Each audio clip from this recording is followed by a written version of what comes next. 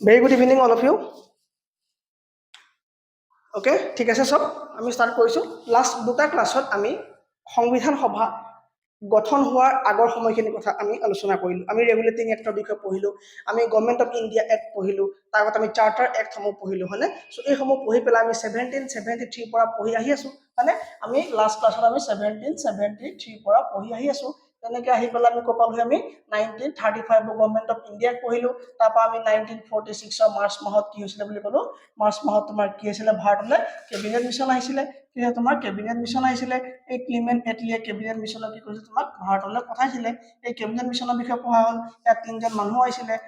Cripps Alexander আৰু Lawrence এই তিনজন মানুহে বুলি কয় তোমাৰ সংবিধান সভাৰ বনাবলৈ ভাৰত কলে তেওঁলোক আহি পেলাই কলে যে আমি যেতিয়ালৈকে ভাৰতৰ পৰা গৈ লওঁ ভাৰতৰ পৰা যোৱা আগতে আপোনালোকে এটা কাম কৰক আপোনালোকে তো চৰকাৰ চলাই পোৱা নাই সেইকাৰণে আপোনালোকে এখন টেম্পৰাৰী গভৰ্নমেন্ট এখন আপোনালোকে চলাওক কাৰণ আমাৰে এই মানে আমাৰ অফিচাৰ থাকিব শিক্ষক কিন্তু আপোনালোকে এখন শিকক যে কেনেকৈ এখন গভৰ্নমেন্ট হ'ব লাগে ৰাইট সো তেওঁলোকে কি কৰিলে এখন গভৰ্নমেন্ট বনাবলৈ শিকালে মানে কি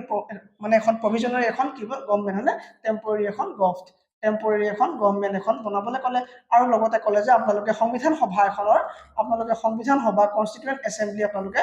বনাওক হয়নে সংবিধান সভা বনাবলৈ ক'লে ওকে আৰু এই গভৰ্নমেন্ট তোমাৰ কেতিয়াবা চলিলে 1946 পৰা 1951 লৈকে এই গভৰ্নমেন্ট চলিলে হয়নে 1946 পৰা 51 লৈকে গভৰ্নমেন্ট চলিলে আৰু সংবিধান বনোৱাৰ প্ৰস্তাৱ দিলে ঠিক আছে নে সংবিধান বনোৱাৰ কিবা তোমাৰ প্ৰস্তাৱ দিলে হ'ব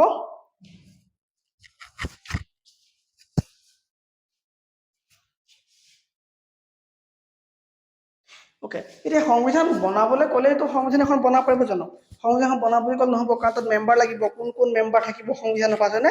কোন মেম্বাৰ থাকিব সেইখিনি গম পাব লাগিব ঠিক আছে নে সো বেছি কমেন্ট নকৰিব মোৰ চাৰ্জ নাই দেই মই চাব নোৱাৰিম ওকে সেইকাৰণে কমেন্ট নকৰিবা বেছিকে ওকে সো কি হ'ল তোমাৰ সো সংবিধান বনাবলৈ ক'লে নহব সংবিধান বনাবলৈ সংবিধান সভাৰ সদস্য নিয়োগ কৰিব লাগিব সেই সদস্য কিহৰ ভিত্তিত তোমাৰ এপইন্টমেন্ট কৰা হ'ল তেওঁলোক ইলেকশন হ'ল মানে প্ৰতি 10 লাখৰ ভিতৰত তোমাৰ এজন কি হ'ল নিৰ্বাচিত কৰা হ'ল প্ৰতি 10 লাখৰ ভিতৰত হয়নে প্ৰতি 10 লাখত এজন প্ৰতি 10 লাখ জনতাৰ ভিতৰত প্ৰতি 10 লাখৰ ভিতৰত কি হ'ল তোমাৰ এজন মনোনীত কৰা হ'ল সেই তেনেকৈ 389 জন মেম্বাৰ কি হ'ল তোমাৰ সদস্য কি হ'ল তোমাৰ এই কি হ'ল তোমাৰ এই ইলেক্টেড কৰা হ'ল মানে নিৰ্বাচিত কৰা হ'ল এই 389 মেম্বাৰ জনৰ ভিতৰতে তোমাৰ কি হ'ব তোমাৰ তাত মহিলা আছে নে আছে তাত কি মহিলা আছে তোমাৰ ইয়াৰ ভিতৰত তোমাৰ কিমান আছে তোমাৰ 15 কি আছে তোমাৰ ফিমেল আছে 15 কি আছে তোমাৰ ফিমেল আছে কিমান 15 ফিমেল আছে ওকে এতিয়া কথা হ'ল তোমাৰ 16 আগষ্ট 1946 16 আগষ্টত জিন্না মানে উৎপাত কৰিবলৈ আৰম্ভ কৰিলে সো জিন্নাই কি আৰম্ভ কৰিলে তোমাৰ ডাইৰেক্ট একচন প্লেন আৰম্ভ কৰিলে জিন্নাই যতে ততে মাৰপিট কটা-কটি আৰম্ভ কৰিলে বেংগলৰ নোৱাখলিৰ নিচিনা হিংসাত্মক কাৰ্য হোৱাই নাছিলে সো তেতিয়া মানে কি হ'ল চোৱা গান্ধীজী এই এনেকুৱা এজন মানুহ আছিলে যি শেষ অৱস্থালৈকে পাকিস্তানক ভাৰতৰ লগত ৰখাটো বিচাৰিছিলে মানে কাকো সেপাৰেট হ'বলৈ দিয়াটো তেওঁ বিচৰা নাছিলে কিন্তু তথাপিও মানে সবৰে মানে কি হ'ল মানে আমনি লাগিলে আৰু যে পাকিস্তান তাৰমানে কি সেই ফালৰ যিখিনি মানুহ আছিলে মানে জিন্নাকে ধৰি পেলাই কি হ'ল তোমাৰ আমনি লাগিলে আৰু যে কিমান আৰু তেওঁলোকৰ উৎপাতবোৰ সহ্য কৰিব হয়নে so 16 August 1946 direct action plan মই এইখিনি কথা ইয়াত নকওঁ হয়নে কাৰণ আমি এইখিনি কথা হিষ্ট্ৰী পঢ়ি থোৱা আছে এইখিনি কথা আমি হিষ্ট্ৰী পঢ়ি থোৱা আছে কি হৈছিলে তাত কি নাই হয়নে জিন্না ডাইৰেক্ট একচন প্লেন কি এইখিনি মই ইয়াত ডিটেইল কমপ্লিট নাভাবিবা কাৰণ হিষ্ট্ৰীত আমি এইখিনি পঢ়া আছে সো এইখিনি হিষ্ট্ৰীৰ বিষয় ওকে সো হিষ্ট্ৰীৰ বিষয় হিষ্ট্ৰীত ডিসকাস কৰা আছে ইয়াত মাত্ৰ মই কেইটামান পইণ্ট ইয়াত মেনশ্যন কৰি দিছো তো 1946 और 16 আগষ্ট গলে তোমাৰ জিন্নাই গল তোমাৰ ডাইৰেক্ট একচন প্লেন ডিক্লেয়াৰ কৰিলে ওকে সো ডাইৰেক্ট একচন প্লেনৰ ডিক্লেয়াৰ কৰিবলৈ লাহে গলে পাকিস্তানৰ ডিমান্ড কৰিবলৈ আৰম্ভ কৰিলে পাকিস্তানে কি তোমাৰ ডিমান্ড কৰিবলৈ আৰম্ভ কৰিলে ওকে সো তাৰ পৰা কি হ'ল তোমাৰ সেপাৰেচন হৈ গল সো সেপাৰেচন হৈ যোৱাৰ লগতে ইয়াত থকা মেম্বাৰখিনি কমি যাব নে 389 মেম্বাৰ কমি যাব কাৰণ ইয়াত তোমাৰ পাকিস্তানো আছিলে মানুহ হয়নে সো কমি পেলাই হ'ল কিমান তোমাৰ 299 জন মেম্বাৰ হ'লগে ফাইনেলি কিমান আছিল তোমাৰ 299 জন মেম্বাৰ থাকিলে সেই 299 জন মেম্বাৰৰ পিছত একদম ফাইনেলি সংবিধান যেতিয়া স্বাক্ষৰ কৰা হৈছিল লিখিম ডাক্তৰ যেতিয়া স্বাক্ষৰ কৰা হৈছিল তেতিয়া তোমাৰ মানুহ আছিল কিমান 284 জন টোটাল তোমাৰ 284 জন মেম্বাৰ আছিল তাৰ আনগৰাকী তোমাৰ কি আছিল ফিমেল আছিল তাৰ আনগৰাকী যে তোমাৰ ফিমেল আছিল ঠিক আছে নে সো সংবিধান কি হ'ব এতিয়া সংবিধান বনা আৰম্ভ হ'ব সো সংবিধান তোমাৰ কি হ'ল এই সংবিধান বনোতে তোমাৰ আৰু এটা জমনি আছে তোমাৰ বি আৰ আম্বেদকাৰ এই এনেকে ইলেকশন খেলিলে তেওঁ বেংগলৰ পৰা জিকিছিল মানে তেওঁ মানে কয় বংগৰ পৰা জিকিছিল ওকে সো মানে যেতিয়া তেওঁ ওয়েস্ট বেংগলৰ পৰা জিকিলে সো জিকাৰ কাৰণে কি হ'ল যেতিয়া পাৰ্টিশন হৈ গ'ল পাৰ্টিশন কৈ কৈ দিয়া হ'ল মানে কি যে ভাৰতৰ এইফালৰ য'ত মানে য'ত মুছলমান আছে সেইবোৰ কি ভাগ কৰি দিয়া হ'ব কোৱা হ'ল হয় নাই চ' এইফালৰ পাৰ্টতো গ'লেই আৰু এইফালৰ পাৰ্টটো কি হ'ল তোমাৰ যাবলগীয়া হ'ল ঠিক আছে নে চ' যাবলগীয়া হ'ল তাহাঁতি খুব ফূৰ্তি হ'ল যে আমাৰ ফালে কোন আহি গ'ল যে বি আৰ আম্বেদকাৰ আহি গ'ল right so' B R Ambedkar কি কৰিলে তাৰ পৰা সদস্য কেঞ্চেল কৰিলে আহি পেলাই আকৌ তেওঁ কৰিলে মহাৰাষ্ট্ৰৰ পৰা আকৌ নিৰ্বাচন খেলি পেলাই তেওঁ কি হ'ল ভাৰতৰ কনষ্টিটিউচন এছেম্বলিত কি হ'ল তেওঁ লগ লাগিলে গম পালা নে এতিয়া আৰম্ভ হ'ল এতিয়া সংবিধান সভা কেতিয়া গঠন হ'ল মানে সংবিধান সভা তোমাৰ মানে সংবিধান সভাৰ বৈঠক বিলাক কেতিয়া হ'ল মানে তাৰপৰা সমিতিত কোন থাকিব কি নাই সেইখিনি কথা ক'ম তাৰ আগতে আমি চাব লাগিব যে আমাৰ সমিতিত মানে বৈঠক বিলাক কেনেকৈ আৰম্ভ হ'ল চ' সংবিধান সভাৰ প্ৰথম বৈঠক আৰম্ভ হ'ল তোমাৰ 9 ডিচেম্বৰ 1946 মানে আৰু তাত তোমাৰ টেম্পৰাৰী প্ৰেচিডেণ্ট কৈছিলে সুচিদানন্দ সিনহা কিমান তোমাৰ 9 ডিচেম্বৰ 1946 সংবিধান সভাৰ বৈঠক সংবিধান সভাৰ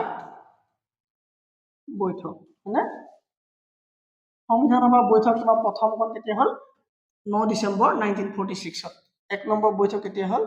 9 ডিচেম্বৰ 1946 তোমাৰ কি হ'ল প্ৰথমখন সভা হ'ল তাত তোমাৰ টেম্পৰাৰী প্ৰেচিডেণ্ট কৈছিলে ডক্টৰ সচিদানন্দ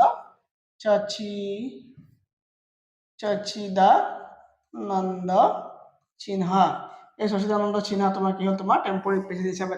মানে ইলেক্টেড হ'ল আকৌ দুদিনৰ পাছতে তোমাৰ 11 ডিচেম্বৰ দিনা আকৌ পাতিব লগা হ'ল 1946 11 ডিচেম্বৰ দিনা তোমাৰ কোন হ'ল ডক্টৰ কোন হ'ল ৰাজেন্দ্ৰ প্ৰসাদ চিলেক্ট হ'ল কোন হ'ল তোমাৰ ডক্টৰ ৰাজেন্দ্ৰ প্ৰসাদ কেতিয়া হ'ল তোমাৰ 11 ডিচেম্বৰ 1946 ইয়াত তোমাৰ কোন আহিব ডক্টৰ ৰাজেন্দ্ৰ প্ৰসাদ প্ৰসাদ নিৰ্বাচিত হ'ল হয়নে আৰু তাতে এডভাইজৰ হিচাপে কাক নিয়োগ কৰিলে তোমাৰ বি.এন. ৰাও নিয়োগ কৰিলে এই বি.এন. ৰাও এনেকুৱা এজন মানুহ যি ম্যানমাৰৰ সংবিধান লিখিবলৈও তেওঁ গৈছিলে ঠিক আছে নে চ' তেনেকে আকৌ হ'ল তোমাৰ 15 ডিচেম্বৰত হ'ল তাত তোমাৰ নেহেৰুক দিলে দায়িত্ব কাক দিলে তোমাৰ নেহেৰুক দিলে দায়িত্ব চ' 15 ডিচেম্বৰত কাক দিলে তোমাৰ নেহেৰুক দিলে 15 ডিচেম্বৰ 1946 তাত দায়িত্ব কোনে পালে নেহেৰু পালে জৱাহৰলাল নেহেৰুৱে কি পালে তোমাৰ দায়িত্ব পালে ঠিক আছে নে আৰু তেওঁ কি আনিলে তোমাৰ উদ্দেশ্য প্ৰস্তাৱ আৰু এই উদ্দেশ্য প্ৰস্তাৱ দৰকাৰ হ'ব নে হ'ব যদি উদ্দেশ্য প্ৰস্তাৱ নহয় তোমাৰ সংবিধানৰ কি থাকিব লাগিব কোনটো আৰ্টিকল কেনেকৈ হ'ব লাগিব দায়িত্ববিলাক কেনেকৈ হ'ব লাগিব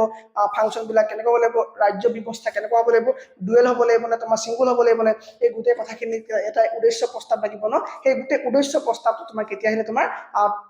কেতিয়া হ'ব 15 নহয় 13 ডিচেম্বৰ ৰাইট ওকে 13 ডিচেম্বৰ তোমাৰ কি হ'ল এই উদ্দেশ্য প্ৰস্তাৱখিনি গোটেইখিনি দিলে কোনে জৱাহৰলাল নেহেৰু কৰিলে এই গোটেইখিনি প্ৰস্তাৱ দিলে ঠিক আছে নে এইখিনি কাৰো বুজি পোৱা ডাউট নাই চ' তেনে গৈ কেইবাখনো হোৱাৰ পাছত তোমাৰ 26 নৱেম্বৰ 1949 দিনা কি হ'ল তোমাৰ সংবিধানখন বনি পেলাই ৰেডি হ'ল তেনে গৈ পেলাই কি হ'ল তোমাৰ 26 নৱেম্বৰ 19 কি হ'ল তোমাৰ 49ত কি হ'ল সংবিধান বনি পেলাই ৰেডি হৈ গ'ল হয়নে কি হ'ল তোমাৰ কনষ্টিটিউচন ৰেডি হৈ গ'ল কি হ'ল তোমাৰ ৰেডি হৈ গ'ল বনি পেলাই হয়নে চ' 1949 26 জানুৱাৰীত যিহেতু ৰেডি হ'ল কিন্তু ৰেডি হ'লেও নহ'ব আকৌ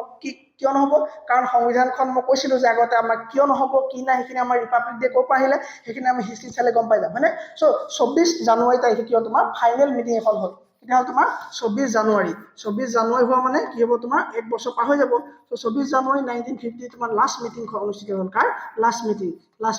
তোমাৰ কাৰ লাষ্ট মিটিং সংবিধান সভাৰ লাষ্ট মিটিং তোমাৰ কেতিয়া হ'ল 24 জানুৱাৰীত অনুষ্ঠিত হ'ল আৰু তোমাৰ কি হ'ল তোমাৰ 26 জানুৱাৰী দিনা 26 জানুৱাৰী 1950 আমাৰ কি হ'ল সংবিধান মানে গৃহীত হ'ল হয়নে সংবিধান কি হ'ল তোমাৰ গৃহীত হ'ল আৰু গোটেই ভাৰতৰ কাৰণে কি এডপ্টেড কৰি দিয়া হ'ল হয়নে গোটেই ভাৰতৰ মানুহৰ কাৰণে কি হ'ল তোমাক ইয়াক এডপ্টেড কৰি দিয়া হ'ল মানে কি ইয়াক লাগু কৰি দিয়া হ'ল বা সকলোৰে কাৰণে ইয়াক এভেইলেবল কৰি দিয়া হ'ল এইখিনিকে বুজি পাইছা চ' এই সংবিধান সভাৰ বৈঠকখিনি এইখিনি ইম্পৰ্টেণ্ট বৈঠক ঠিক আছে নে চ' ইয়াৰ পাছতে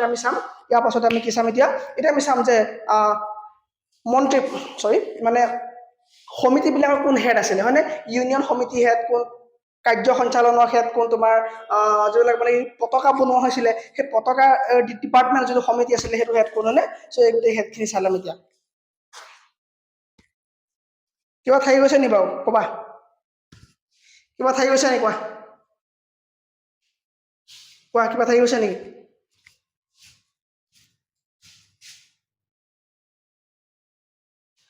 স্থায়ী হয় আকৌ ৰাজেন্দ্ৰ প্ৰসাদ স্থায়ী পাৰ্মানেণ্ট হিষ্ট্ৰী চোৱা সেইখিনিৰ কাৰণে হিষ্ট্ৰী চোৱা ঠিক আছে চ' এতিয়া কমিটিবিলাক কেনেকুৱা আছিলে চ' যিটো ইউনিয়ন পাৱাৰ কমিটি আছিলে সেই মানে কেইবাটাও মেজৰ কমিটি মাইনৰ কমিটি মানে গোটেই কামখিনি একেলগে কৰিব নোৱাৰে ন চ' গোটেইখিনি মানুহেতো একেটা কামৰ